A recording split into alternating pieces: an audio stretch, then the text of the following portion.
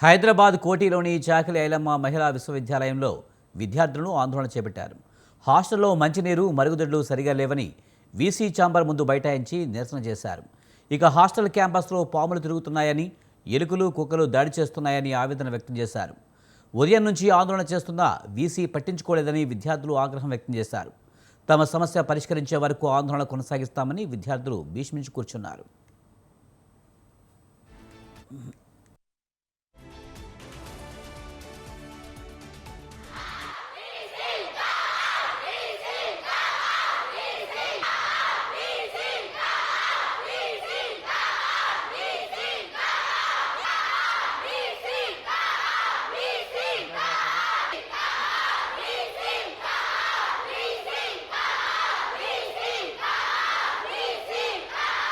ఏమేం ప్రాబ్లమ్స్ అంటే first water రావడం లేదు. మొన్ననే బోర్ వేయించారు. బట్ బోర్ వేపిస్తే కాదు సార్, వాటర్ కూడా రావాలి. బోర్ వేయించినంత మాత్రాన కాదు, వాటర్ వస్తలేవు. చాలా సఫర్ అవుతున్నాం. అండ్ కరెక్ట్ గా ఫ్యాన్స్ కరెక్ట్ లేవు మాకు. అండ్ రూమ్స్ లో ర్యాట్స్ వస్తున్నాయి, డాగ్స్ ఉన్నాయి, అండ్ ఇంకొకటి స్నేక్స్ వస్తున్నాయి. స్నేక్స్ వీడియోస్ కూడా ఉన్నాయి. అండ్ ఇవన్నీ మేము ప్రాబ్లమ్ సఫర్ అవుతున్నాం. మేము చెప్దామని అంటే హాస్టల్ ప్రాబ్లమ్స్ అనేది బయటికి రావద్దు అంటున్నారు. అంటే ఎందుకు రావద్దు? మేము సఫర్ అవుతున్నాం కదా సార్. మేము అదే ప్రాబ్లమ్ చెప్తున్నామా అంటే డైరెక్ట్ ఏమంటున్నారు, మీరు చెప్తే పర్సనల్ గా మమ్మల్ని పిలిపించి వార్నింగ్ ఇప్పించి మీరు ప్రాబ్లమ్స్ ఎందుకు చెప్తున్నారు అని అంటున్నారు. అంటే మేము ప్రాబ్లమ్ సఫర్ అవ్వాలి, బట్ మా ప్రాబ్లం ఏందో బయట వాళ్ళకి చెప్పొద్దా? అంటే మేడం వాళ్ళకి మా ప్రాబ్లం అనేది పోవద్దా? ఒక్క బెడ్ కి ఇద్దరు సార్. కొన్ని రూమ్స్ లో అయితే బెడ్ కూడా లేదు. అది హాస్టల్, ఇక్కడ ఉన్న హాస్టల్ బిల్డింగ్స్ లో 2-3 బిల్డింగ్స్ పెంకటి బిల్డింగ్స్ ఉన్నాయి. ఇంకా రేకుల బిల్డింగ్స్ ఉన్నాయి. అక్కడ ఫ్యాన్స్ లేవు. అక్కడ పాములు వస్తున్నాయి, ర్యాట్స్ వస్తున్నాయి. పండుకున్న వాళ్ళ మీద ఎలుకలు పడతాయి సార్. మీదికెంచి కొరుకుతున్నాయి. కుక్క కరిచింది, ఎలుక కరిచింది అని వీళ్ళు బయటికి చెప్తే మీరు బయట మీడియాకి ఏం చెప్తారు? హాస్టల్ జరిగిందని చెప్పకండి, వేరే లెక్క జరిగిందని చెప్పండి. ముందు ఒక ఆమెకి పాము కరిచి ఫ్యాటల్ కేసు కూడా అయిన సిచ్యువేషన్ ఉంది సార్. బయటకు వచ్చిందా సార్ ఎప్పుడైనా ఈ కాంపస్ నుంచి?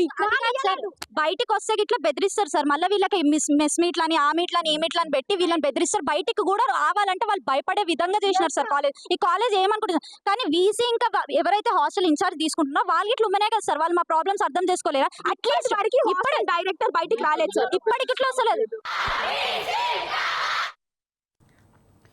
హైదరాబాద్ కోటిలోని చాకిలి ఐలమ్మ మహిళా విశ్వవిద్యాలయంలో విద్యార్థులు ఆందోళన చేపట్టారు. హాస్టల్లో మంచినీరు, మరుగుదొడ్లు సరిగా లేవని వీసీ ఛాంబర్ ముందు బైఠాయించి నిరసన వ్యక్తం చేశారు. దీనిపై మరింత సమాచారాన్ని మా కరెస్పాండెంట్ ఉషా అందిస్తారు. ఉషా, కోటిలోని చాకిలి ఐలమ్మ మహిళా విశ్వవిద్యాలయంలో విద్యార్థుల ఆందోళనకు సంబంధించి పూర్తి సమాచారం ఏంటి? కోటిలోని వీరనారి చాకిలి ఐలమ్మ మహిళా విశ్వవిద్యాలయంలో వీసీ ఛాంబర్ ముందు విద్యార్థులు బైఠాయించారు. హాస్టల్లో మౌలిక సదుపాయాలు విద్యార్థులు ఆందోళన చేశారు. హాస్టల్లోని మంచినీరు, మరుగుదొడ్లు సరిగ్గా లేవని, హాస్టల్ క్యాంపస్ ప్రాబ్లమయం అయిపోయిందని, అలాగే ఇసుకలు, కుక్కలు కొరుకుతున్నాయంటూ విద్యార్థులు ఆరోపణలు చేశారు. ఉదయం 10 గంటల నుంచి కూడా ఆందోళన చేస్తున్నారు. సీసీ పట్టించుకోవడం లేదంటూ విద్యార్థులు వాపోతున్నారు.